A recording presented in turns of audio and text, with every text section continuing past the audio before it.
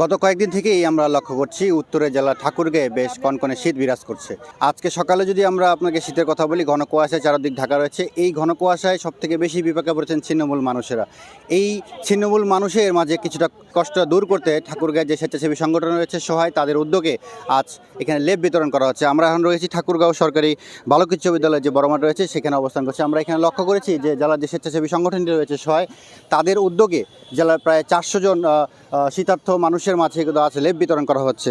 আমরা এর আগেও লক্ষ্য করেছি এই যে স্বেচ্ছাসেবী একটি সংগঠন রয়েছে, এই সংগঠনটি এর আগে করোনার সময় তারা 5 টাকার বাজার থেকে শুরু করে বিভিন্ন সামাজিক কর্মকাণ্ড তারা কিন্তু চালিয়ে যাচ্ছেন।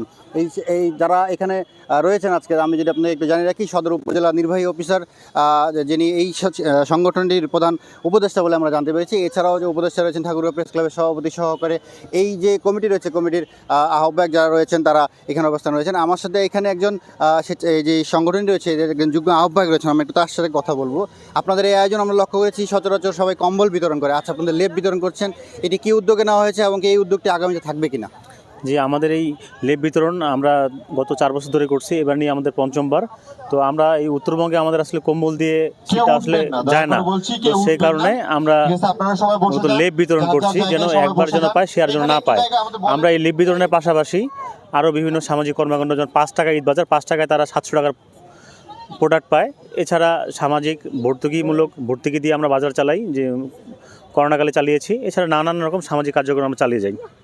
ধন্যবাদ। যেমনটি ওনারা জানাচ্ছেন, আমি শুরুতে যেটি বলেছিলাম যে আজকে যেমন তারা 5 টাকার যে লেপ বিতরণ একটি ব্যতিক্রমে একটি উদ্যোগ নিয়েছে। 5 টাকার বিনিময়ে একটি লেপ, সচরাচর আমরা লক্ষ্য করে থাকি যে বাজারে যে একটি লেপের দাম সেটি আসলে অনেকেই যারা অসহায় রয়েছেন তাদের কেনার কিন্তু সামর্থ্য থাকে না। এই লক্ষ্যে তারা আজকে যে অসহায়দের মাঝে একটি মুখে আনন্দ নেওয়ার জন্য আজকে এই উদ্যোগ নিয়েছেন 5 টাকার বিনিময়ে লেপ বিতরণ। আমার সাথে এখানে রয়েছেন সদর উপজেলা যে নির্বাহী অফিসার, আমরা যদি একটু তার সাথে কথা বলতে চাই। আমরা লক্ষ্য করেছি যে উত্তরে সবসময় শীত বিরাজ করে থাকে, সেক্ষেত্রে যে সহায় যে সংগঠন রয়েছে তারা লেপ বিতরণ করছে, আপনারা তাদের পাশে থাকবেন কিনা? এবং আমরা যদি জানতে পেরেছি আপনি এই সংগঠনের প্রধান উপদেষ্টা, সব মিলিয়ে যদি বলি আপনারা এই সংগঠনকে কিভাবে দেখছেন? আমরা জেলা প্রশাসন এবং উপজেলা প্রশাসনের পক্ষ থেকে তো আমরা সরকারি যে কম্বলের বরাদ্দ সেখানে তো আমরা কম্বল দিচ্ছি, পাশাপাশি বিভিন্ন বেসরকারি এবং নন গভর্নমেন্ট অর্গানাইজেশন যেগুলো, তারাও যাতে ব্যাপকভাবে এগিয়ে আসে সেই চেষ্টাগুলো আমরা করতেছি।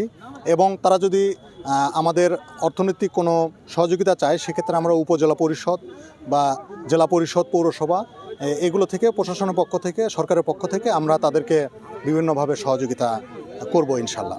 ধন্যবাদ। যেমনটি উনি বলছিলেন যে যারা সমাজে বিত্তবান রয়েছেন তাদের পাশাপাশি উপজেলা প্রশাসন সর্বোচ্চ এই সংগঠনের পাশে থাকবেন এবং কি পাশে থেকে সমাজে যে যারা অসহায় রয়েছেন তাদের পাশে থেকে কাজ করে যাবেন। তো এই ছিল ঠাকুরগাঁও থেকে আমার কাছে সহায় জুলুম বস্তির যে সর্বশেষ খবর।